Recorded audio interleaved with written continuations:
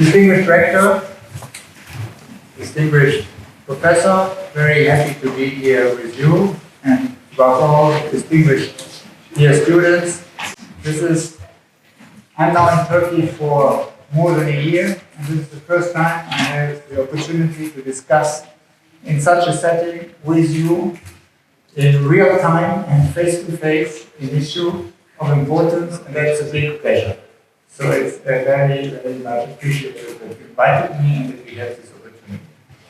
Now, as time is always short, I will try to make some introductory remarks, but I'm then also looking forward to an exchange with you and try to answer your questions or to take your remarks, because this must be exchange and not only a presentation.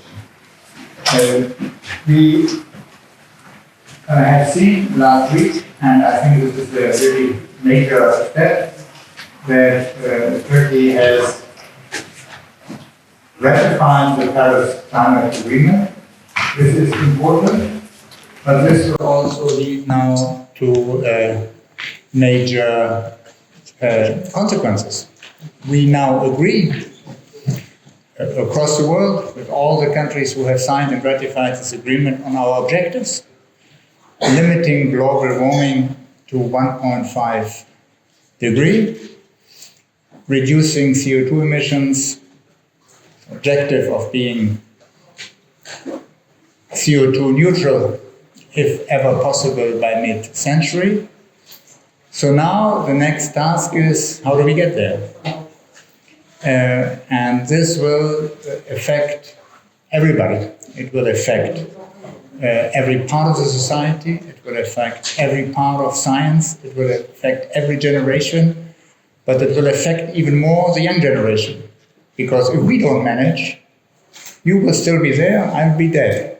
So it's really something where we all have to make a collective effort. And where, and I understand this is also part of thoughts here in the university, where cross sector, cross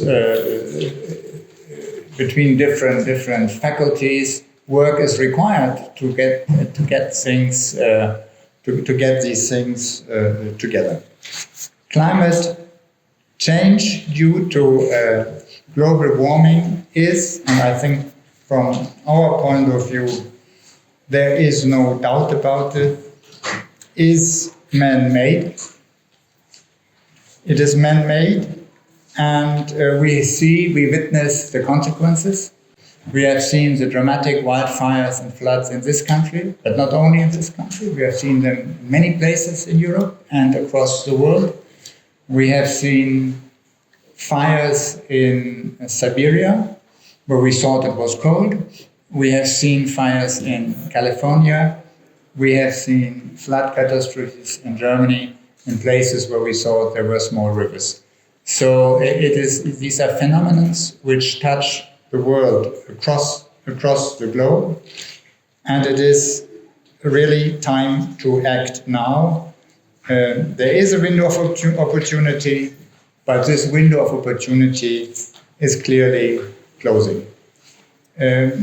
We have seen over the last years major changes taking place on our planet, which have contributed to this, which we need to keep in mind. I'll just remind you two or three.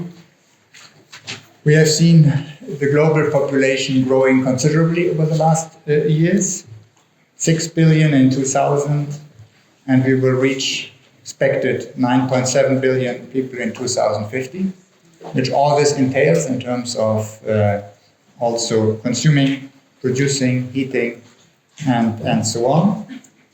We see, and this is very welcome, but it has its cost, we see middle class expanding globally, and this also increases their spending, which is expected to double by 2030. And we see, and this is also something which you can witness in your country, here in Turkey, we witness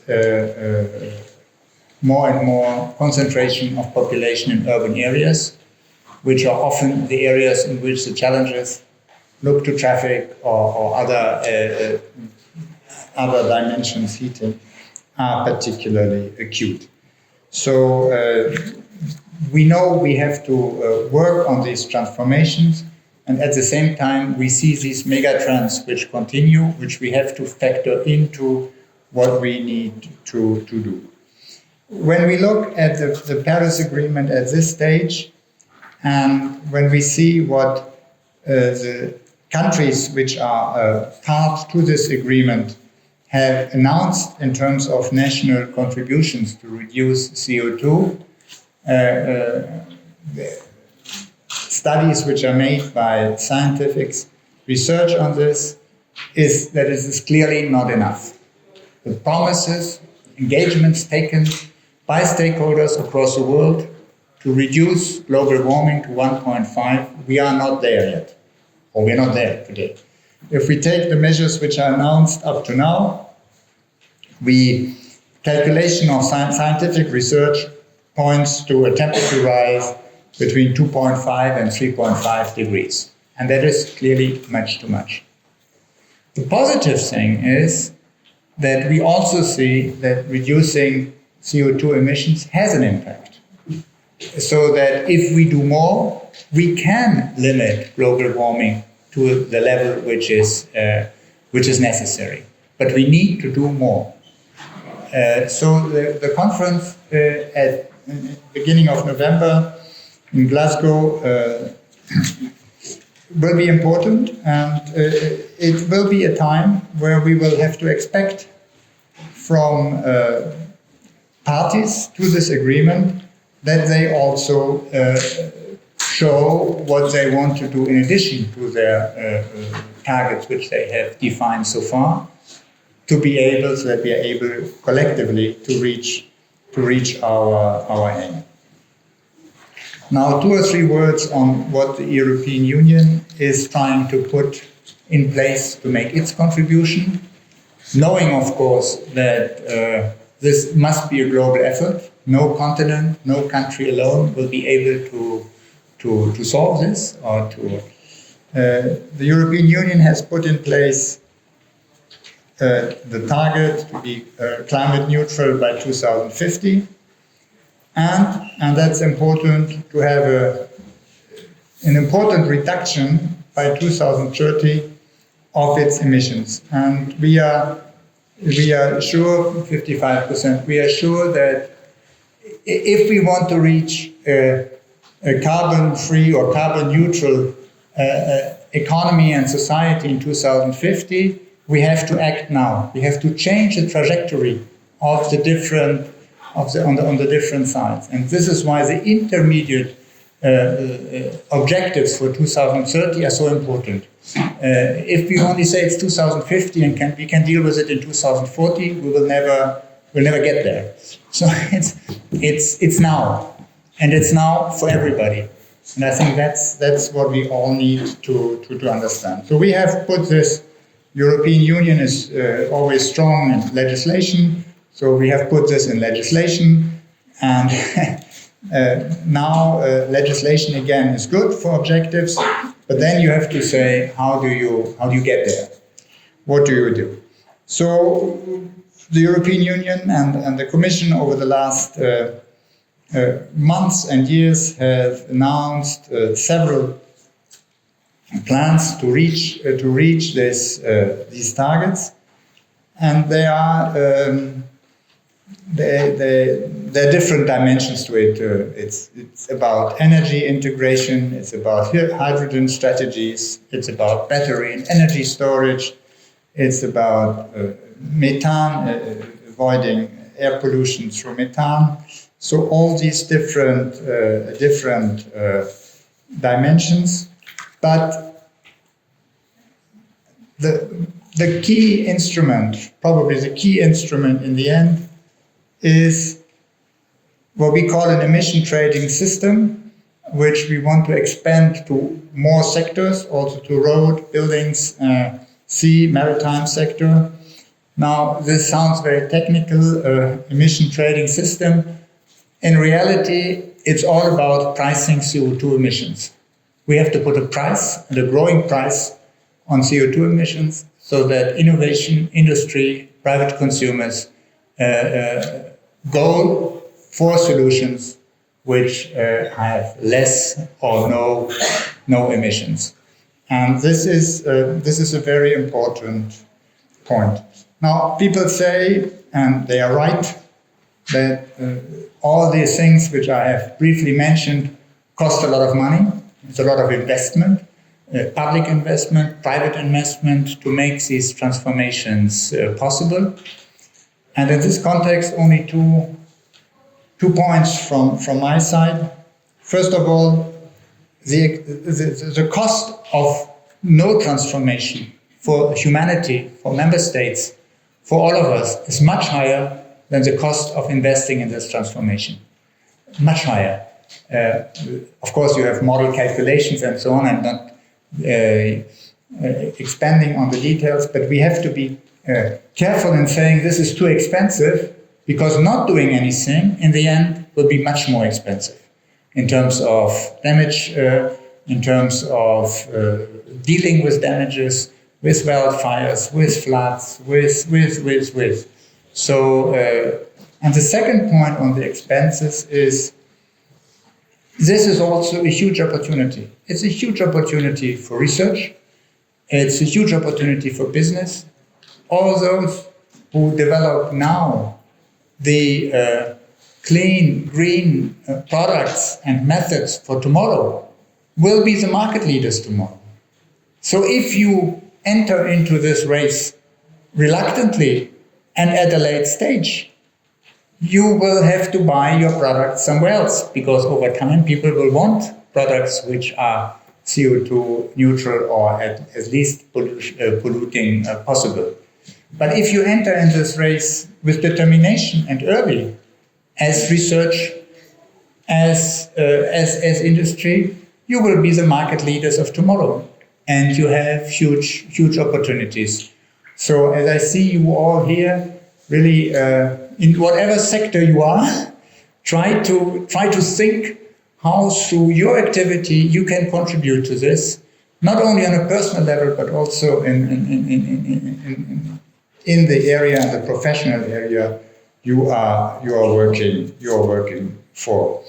So we will then, of course, have to deal with issues of competition. If one continent, one country is putting higher prices on CO2, which increases the cost of their production, this should not lead to the fact that the production then goes to another area where it has a less price on CO2, where it can produce and pollute and be more competitive than the area in which there is a pricing system. So this will be a key question for international trade relations in the years to come. We are thinking about putting in place some kind of border mechanism for this, but this all becomes irrelevant if there are comparable pricing systems in the countries which trade together. This is why I come back to the importance of these trading mechanisms. And let me end by saying 2 or 3 words on why is this so important in the EU-Turkey context. First of all, EU and Turkey within the customs union are very, very interlinked in the economic world. The different value chains go forth and back between Turkey and EU member states. So whoever, as a bigger international corporation, wants to reduce its CO2 footprint will also look to his subsidiaries, to his partners in a country like Turkey, and expect from them that they contribute to the reduction of the CO2 footprint of the overall corporation. But it's also an opportunity, because the research which is done elsewhere can also provide solutions for here. So there is a real interest, economic interest, both sides to do this together. Then we see in Turkey an increased and quite impressive growth in renewable energy deployment over the last years. There is still scope, but again, this trajectory is very, very important in our relation, and particularly, of course, also for this country. We see here discussion about hydrogen strategies. We see here research being done on electric vehicles, on storage of energy. I have visited recently the only, as far as I understand, carbon negative biorefinery in Europe, which is in Turkey. So this is a very interesting exercise of research. It's around microalgae, which they make grow, out of which they make biofuel. So not of substances which you can eat, but out of algae, and which absorb through photosynthesis much more carbon dioxide from the air than all the trees which you have around here. So, and these are projects. It's a project which is also financed by the European Union, this research project, which now attracts the interest of Turkish Airlines for fuel for planes. So there are many things on which one can work. And this is perhaps my last sentence here, I'm always a bit skeptical when civil servants or politicians prescribe solutions. I think the solutions have to come from innovation, from research, and the political support must be open to new solutions. Yes, when we look at today's world, we can say the objective to be carbon neutral in 2050 seems ambitious or not achievable. But we will achieve it because of you. Because there will be no new solutions. Because there will be innovation. And we have to support this innovation, and we have to be open to this innovation. And then there will be solutions which we do not even envisage today, but which your research, cross-European research, Turkey is part of the European Horizon, so big research program for the next 7 years. It's a research program, European-wide research program to which Turkey is a partner, which has for the next 7 years 100 billion euro, close to 100 billion euro. And there's money for research, but we need the researchers. We need you. Well, I stop here. Thank you very much. Thank you.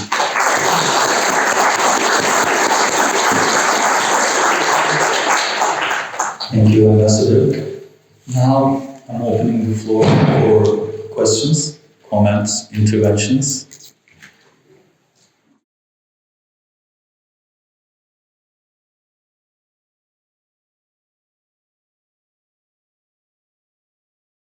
I mean, the idea of this border adjustment mechanism is to avoid what I tried to describe, so that production, energy-intensive production of products which have a lot of CO2 emissions move to countries where they don't have the same obligations in terms of reduction of CO2. So I think this is it's an important debate. We want this to be done within the framework of the World Trade system and World Trade rules. We will not introduce such a thing now hastily. It is something which is foreseen for if there's an introduction in 26. So there is time in the next years also to consult with stakeholders, with partners, what this means and how one can deal with it. And we will start, this has been proposed, we will start to look at the carbon content of products which have a very high energy requirement in their production. That means iron, steel, cement, fertilizers, aluminium, energy production. These are the areas which are targeted at this stage. And we will calculate to establish if there is a requirement for an adjustment on the basis of the carbon price which has to be paid in Europe or in the country in which the product is produced, which is imported to Europe. So as soon as there's an equivalence in the pricing, there will be no mechanism. And I'm careful to avoid the word tax. This is not an instrument to raise public funds. It really is an instrument to put in place the right incentives to reduce carbon emissions also in the context of our trade relations. We don't want to earn money with this. It's not a tax. It tries to be. It tries to serve this objective. Now, can we support? Well, I think there are several instruments which are at the disposal for a country like Turkey. One I tried to describe briefly is the cooperation in the research area, which I think is very important. The second is the cooperation, the industrial cooperation between corporates from Europe who have also their installations here in Turkey and who want to have the same kind of technology applied across their facilities. We will we have a high interest today in development banks around the world, World Bank, European Investment Bank, EBRD, to support in the years to come projects which contribute to this green transformation. And as the European Union, as Commission, and particularly in the context of the relationship with Turkey, we are certainly willing to see how we can also financially support such loans, that they become attractive for the country. But the important thing about loans is that the country, the business, the research in the country needs to develop what I call a project pipeline. They need to develop some projects which are then also sustainable, for which investment is wanted, which have a sustainable effect. So it always comes back to innovation and research, and their support will certainly be possible.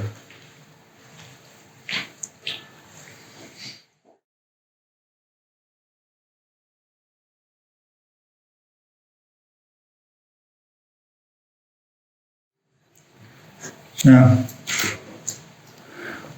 Well, of course, there is in the worldwide context, we have very different situations. We have some countries who are relatively developed, where carbon emissions are already reducing, and others which are in different stage of their development, where there is an expansion which is needed to get people out of the poverty, and where at this stage there is still an increase in emissions.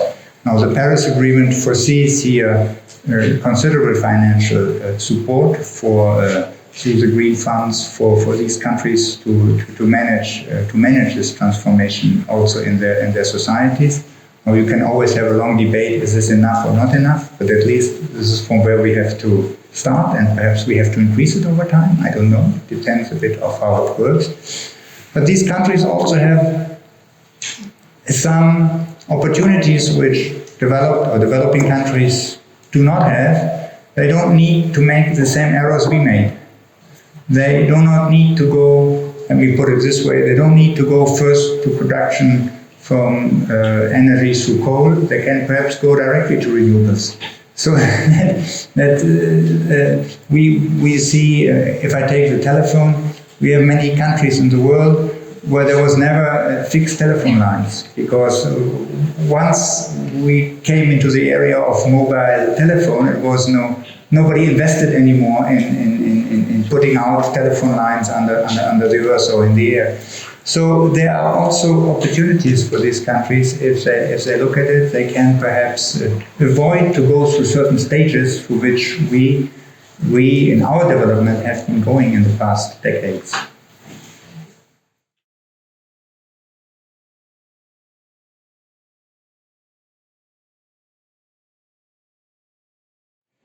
Well, we have in the European Union member states with very different energy mixes.